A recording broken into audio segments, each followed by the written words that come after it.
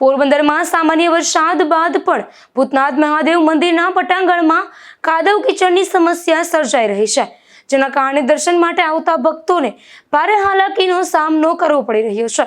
હવે ભક્તોએ મહાનગરપાલિકા પાસે સ્થળ પર માટી અને ભરતી અથવા યોગ્ય વ્યવસ્થા કરવાની માંગ કરી છે।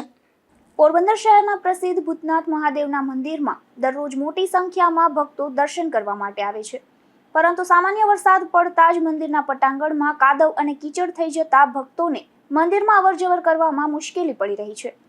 ખાસ કરીને વૃદ્ધો, મહિલાઓ અને બાળકોને લપસી જવાનો ભય રહેતો હોવાથી દર્શન માટે પહોંચતા ભક્તોને ભારે અગવડતા વેઠવી પડે છે।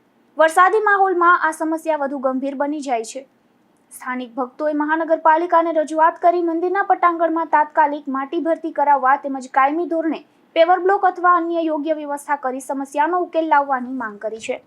નિપુલ પોપટ સાથે અશોક થાનકી, ગુજરાત ન્યૂઝ, પોરબંદર।